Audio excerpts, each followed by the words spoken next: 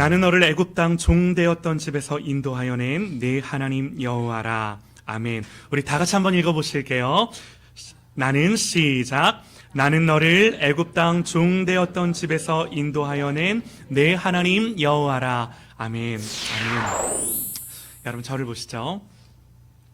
여러분 오늘 우리가 읽은 이 한 구절의 말씀은 하나님이 이스라엘 백성들에게 십계명을 주시면서 하신 말씀이에요. 하나님이 자기 백성에게 지켜야 할 규례와 명령과 법도를 주시면서 그 근거가 뭔가? 너희들이 그렇게 살아야 하는 이유가 뭔가? 다른 것이 아니라 나는 너를 애굽 땅 종되었던 집에서 인도하여 낸 내 하나님 여호와다. 여러분 말 다 했죠? 이 사실 하나만으로 우리에 대한 하나님의 하나님 되심, 우리를 향해 하나님의 하나님 되심에 근거하여 이 모든 근거와 당위가 이 하나님의 하나님 되심에 있는 거죠. 여러분 이 말씀은 한마디로요, 하나님 누구신가? 하나님 우리를 위해 무슨 일을 하셨는가? 그러므로 이제 나와 네가 무슨 관계가 있는가? 이 말씀이에요. 네. 여러분 우리의 모든 신앙은요, 하나님과 이 관계에서 출발을 해요. 여러분 우리가 신앙생활하고 믿음생활한다는 게 뭐예요? 하나님과 이런 관계가 있다라는 거예요. 우리가 뭘 얼마나 아냐, 내가 뭘 인정하냐, 내가 교회를 얼마나 열심히 충성봉사하냐, 이게 아니라 가장 중요한 게 뭐예요? 하나님과 내가 이런 관계라는 거. 나는 너를 애굽 땅 종되었던 집에서 인도하여 낸 내 하나님 여호와. 내가 너의 하나님, 나만 너의 하나님, 넌 내 백성. 이 관계. 여러분 우리의 모든 신앙이 이 관계에서 출발을 하는 거예요. 여러분 그래서요, 신앙은 내가 하나님을 선택한 이야기가 아니라 하나님이 나를 선택하시고 붙드신 이야기. 신앙은 내가 하나님 백성 되기로 결정한 게 아니라 하나님이 나는 너의 하나님이 되고야 말 거야, 이렇게 해서 시작된 이야기. 여러분 그래서 우리가 하나님 백성 되려고 했던 게 아니라 하나님 편에서 우리를 향해 아들아, 딸아, 나만 너의 하나님이 될 거야. 여러분 그러면 여기에 나를 향한 하나님의 주권, 하나님의 열심, 하나님의 의지가 가득가득 담겨 있는 거예요. 네. 그리고요, 하나님은 이런 당신의 주권과 의지와 열심을 두고 실패하지 않는 줄 믿습니다. 할렐루야. 아멘이에요. 아멘이에요. 그러면 여러분 한번 여쭤볼게요. 이 전제, 이 신앙의 자명한 전제가 우리에게 가르쳐주는 진리가 뭐예요? 단순해요. 우리가 그냥 못 산다는 거예요. 이제는 그냥 못 산다는 거예요. 여러분 우리가 예수를 모르면, 믿음이 없으면 그냥 살아도 돼요. 그냥 사라져요. 그러나 이제 예수를 믿게 되고 알게 되면 하나님이 우리를 향하여 나만 너의 하나님이야 라고, 나는 너의 하나님이 될 거야 라고 그분의 의지와 주권을 갖고 나에게 찾아오셨다라고 한다면 여러분 그때부터 우리의 인생은, 우리의 삶은 그냥 사라지지가 않는다라는 거예요. 여러분 이 사실 때문에, 이 진리 때문에 우리가 그냥 살지를 못하는 거예요. 이제는 하나님이 개입하시고, 이제는 하나님이 간섭하시고, 이제는 하나님이 다루시고, 이제는 하나님이 만나시고 만지시고, 내가 너의 주권자야 말씀하시면서 우리의 인생에 깊숙이 하나님이 개입해 들어오시고 하나하나 딴지를 거시고 시비를 거시고 그냥 사라지지가 않는 거죠. 죄된 것들을 잘라내시고 뽑아내시고 제거하시고 온전치 못한 것들, 굽어진 것들을 펴서 평탄하게 하시는 이 작업들을 하나님이 우리 인생에, 우리의 가정에, 우리의 자녀들에게 하신다라는 거예요. 여러분 놀랍게도 그 하나님은 전능자이고 주권자이심에도 불구하고 우주와 모든 것이 당신의 것임에도 불구하고 우리를 대하실 때 놀랍게도 인격 대 인격으로 밀당하시고 싸우시고 때론 다투시고 때론 설득하시고 설명하시고 때론 이것 때문에 아파하시고 기다리시고. 여러분 왜 그러죠? 하나님 왜 그러시죠? 자녀로 입양을 했으면 이제는 책임지고 자녀로 길러야 되는 책임이 하나님께. 예. 자녀로 입양을 했으면 이제는 먹이고 기르는 것은 물론이고 교훈하고 훈계하고 때로는 책망하시며 진짜 부모 자식이 되어 가야만 하기 때문에. 예. 여러분, 하나님 백성이 됐으니까 하나님은 우리를 다듬으시고 깎으시고 만들어가기 시작을 하시는 거예요. 여러분, 그래서요, 우리가 너무나도 잘 알고 있는 것처럼, 우리가 경험하는 것처럼 예수 믿으면 문제가 해결되고 고난이 없고 그런 게 아니라 예수를 믿어도 여전히 아픔이 있고 고난이 있고 탄식이 있고 눈물이 있고 오히려요, 없던 고난도 생기고. 그런데 감사한 건요, 여기에는 우리를 어떻게 다루시고 만들어가고자 하시는 하나님의 의지가 개입되어 있는 거죠. 네. 여러분, 여쭤볼게요. 마음으로 한번 대답을 해보셔요. 여러분, 그래서 예수 믿는 유익이 뭔가요? 내가 예수를 믿음으로 말미암아 나에게 얻어지는 이익이 뭔가요? 이익이. 하는 일마다 잘 되고 기도하면 하나님 다 들어주시고. 여러분 아시는 것처럼 이런 믿음은 성경 어디에도 없죠. 네. 여러분, 야곱과 에서를 보면요, 하나님이 이렇게 말씀하세요. 내가 야곱은 사랑하였고 에서는 미워했다. 하나님 그렇게 말씀하세요. 그러면 하나님이 야곱을 사랑했는데 이 사랑하는 야곱을 향하여 하나님의 사랑이 어떻게 드러나고 나타났는가? 여러분, 하나님이 에서에게는 아무것도 안 하세요. 에서는 그냥 내버려 두세요. 그러나 여러분, 그때부터 야곱은 평탄하지가 않아요.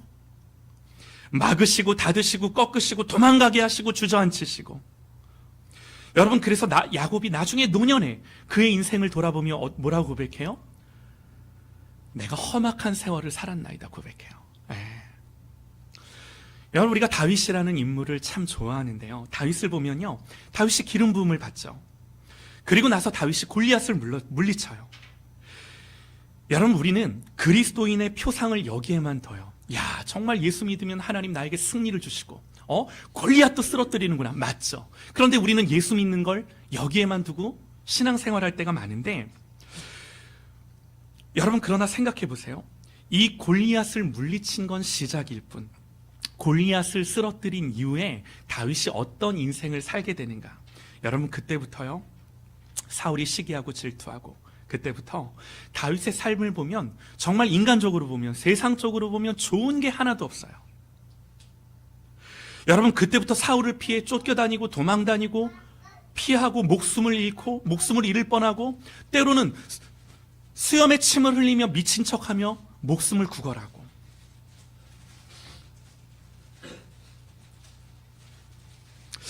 여러분, 우리가 예수를 믿을 때 이런 그림이 우리에게 있을까요? 너는 칼과 단창으로 내게 나아오거니와 나는 만군의 여호와의 이름으로 너를 무찌른다. 용기와 믿음과 하나님의 기이한 도우심을, 이 늘 승리에 대한 그림들. 여러분, 예수 믿으면 이런 것만 있을까요? 여러분, 한번 생각을 해보세요. 이 다윗의 시편에 수도 없이 증언하는 고백과 내용이 뭐죠? 승리가 아니라 패배이고, 성공이 아니라 실패들이고, 좌절함들이고, 어려움들이고, 대적들을 물리치기는커녕 늘 대적들에 둘러싸여 있는 여전한 현실. 여러분 보세요. 성경을 우리가 곰곰이 자세히 보면은 성경이 묘사하는 하나님 백성들이 처한 적나라한 삶과 환경이 다 이래요. 다시 여쭤볼게요.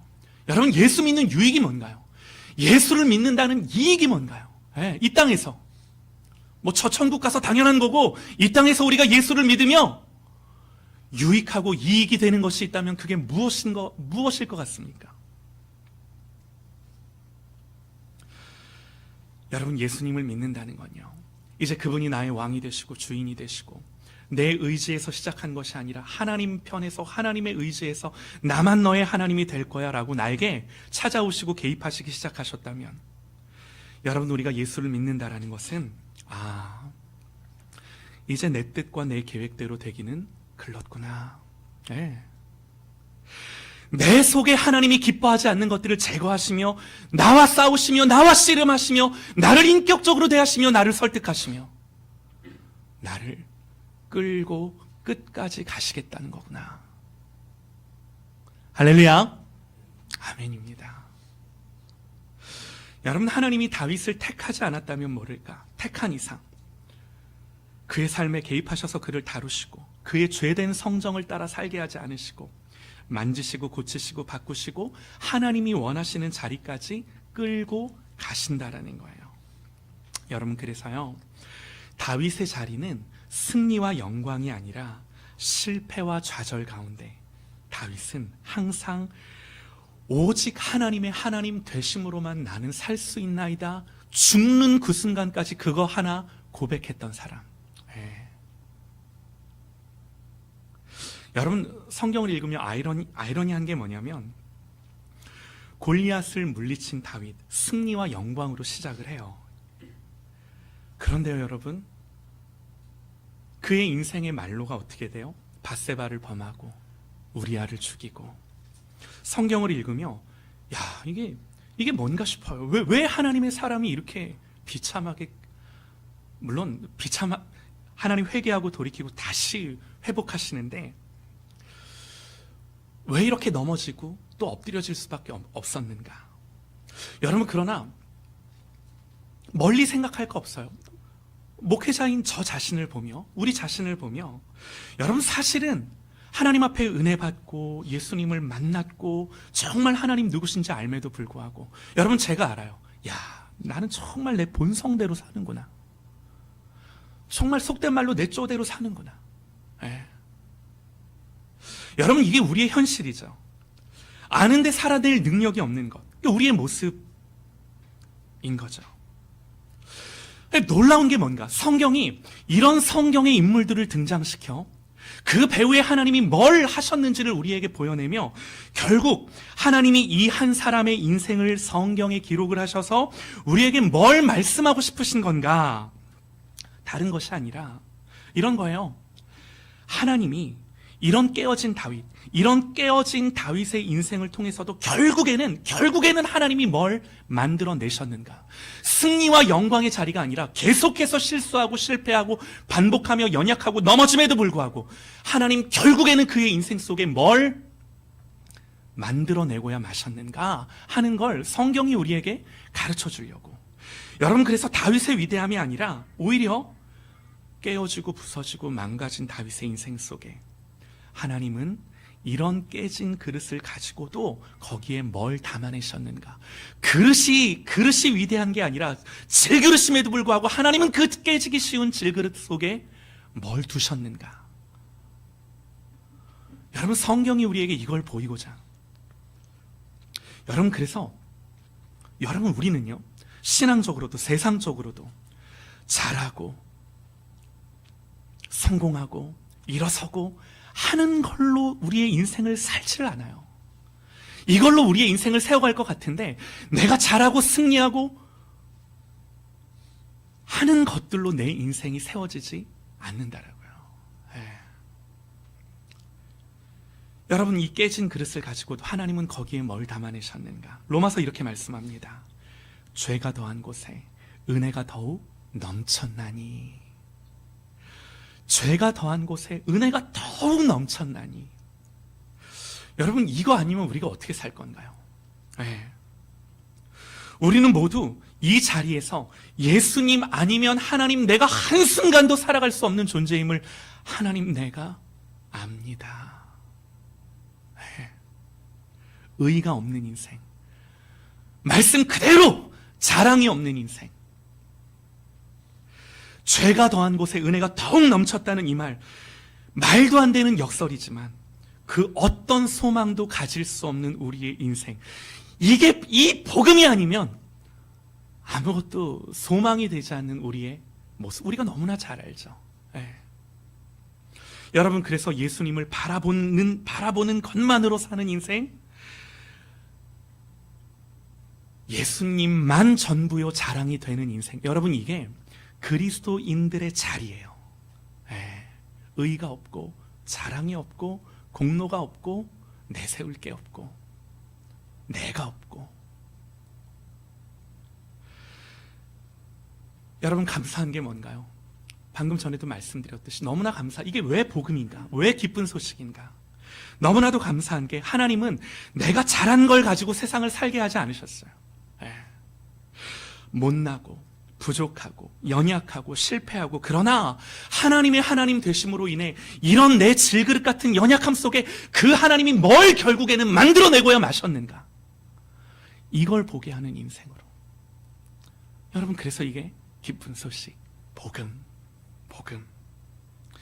여러분, 이게 우리의 인생의 고백인 거예요. 우리의 자랑인 거예요. 여러분, 우리가요, 일을 하든 자녀를 기르든 목회를 하든 본질적으로 우리의 삶의 자리가 여기예요. 그럼에도 불구하고 하나님은 나를 만드시고 바꾸시고 이런 나를 통해 내 안에 뭘 두고 계시는가? 여러분, 다시 여쭤볼게요. 여러분, 예수 믿는 유익이 뭐라고요? 예수 믿는 이 세상에서의 이익이 뭐라고요? 이것이, 방금 말씀드린 이것이 성경이 말하는 예수 믿는 참된 유익인 줄 믿습니다. 할렐루야. 아멘이에요. 여러분, 그래서 여기에는 실패가 없고 번복함이 없고 후회가 없고 자기를 십자가에 내어주시기까지 열심을 다하시는 하나님 아버지의 마음, 얼마나 감사한지 몰라요. 여러분, 다시 오늘 말씀으로 돌아가서요, 하나님 말씀하세요.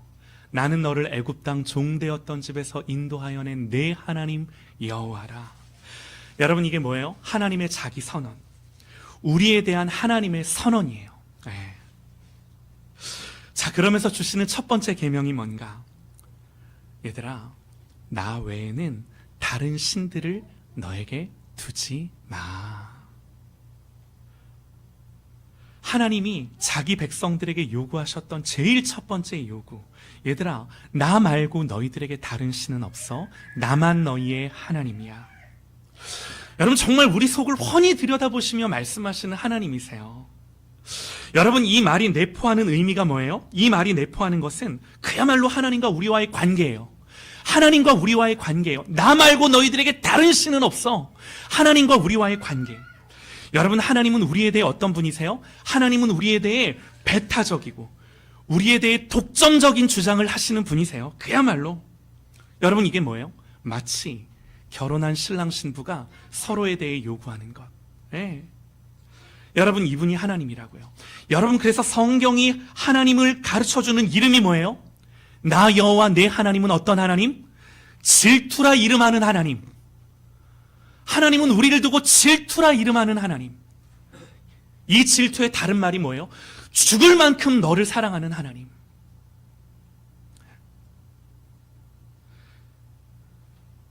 너는 다른 신에게 절하지 말라. 여호와는 질투라 이름하는 하나님이니라.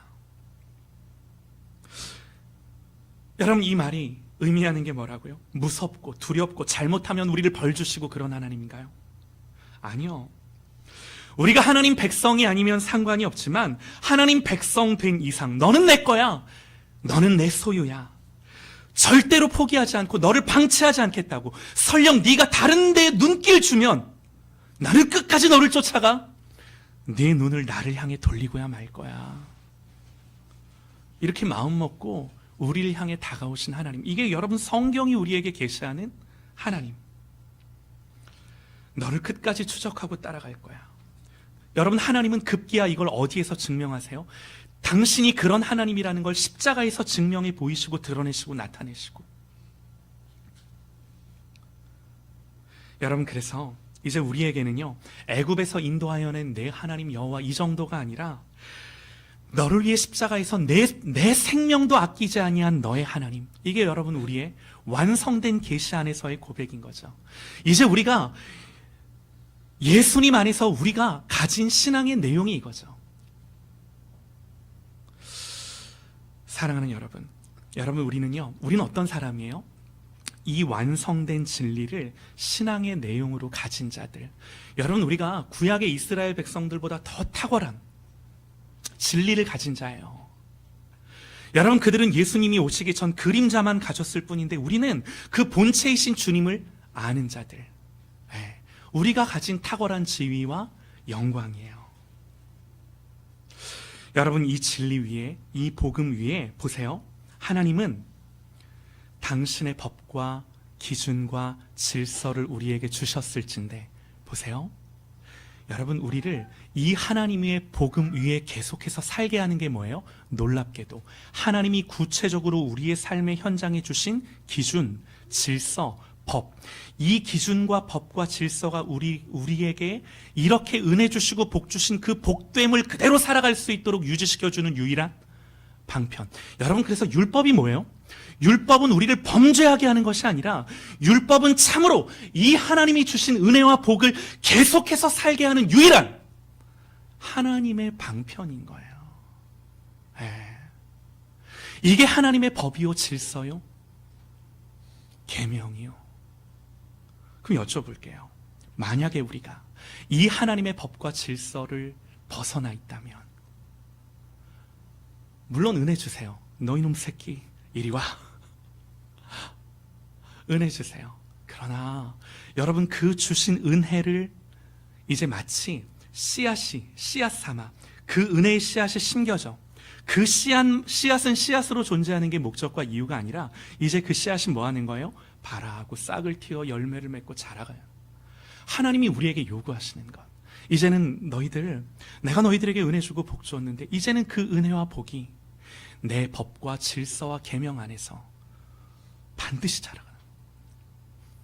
여러분, 예수님은 율법을 폐하신 적이 없어요. 오히려 완전케 하시고 가능케 하시고. 할렐루야, 아멘이에요. 이분이 우리 주님이세요. 여러분, 그래서요, 십계명 보면 정말 우리에게 계명으로 주어지는데 이렇게 말해요. 도둑질하지 말아라. 여러분, 제가 이 말씀을 여러 번 드렸는데 이 말이 어떻게 들리실까요? 윤리적으로 도덕적으로 도둑질하는 건 잘못된 거니까, 우리가 도둑질하면 법적으로 재판받고 감옥 갈 수 있으니까, 이런 기준에서 하나님이 말씀하시는 게 아니라, 얘들아, 내가 너희들의 하나님이야. 나는 너희들의 하나님이고 너희는 내 백성이야.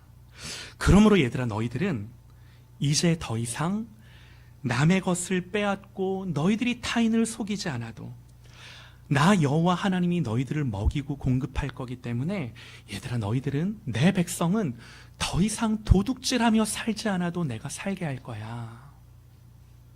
여러분, 이게 하나님의 법이라고요. 여러분, 그래서 도둑질하지 말라는 것은 윤리적으로 도덕적으로 잘 살아라가 아니라 하나님의 하나님 되심으로 인하여 믿음 갖고 하나님 백성답게 살아, 이 말인 거예요. 모든 계명이 그래요. 모든 율법이 그래요. 여러분, 우리는 착하지도 않고 우리는 이타적이지도 않아요.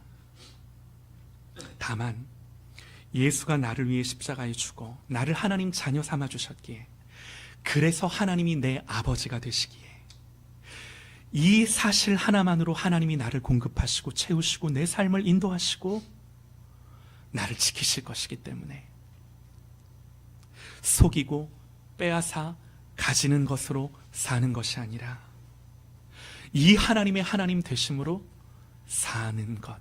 여러분, 이게 뭐예요? 나는 너를 애굽 땅 종되었던 집에서 인도하여 낸 내 하나님 여호와라. 사랑하는 여러분, 이 단순하고 명료한 말씀 앞에서 그리스도인의 명예, 곧 내 안에 있는 그리스도라 하는 그 이름의 명예를 지키며 하나님 앞에 하나님의 하나님 되심으로만 살아가는 여러분, 그런 저와 여러분 되시기를 간절히 소망합니다. 말씀을 마칩니다. 우리 한번 기도하시죠.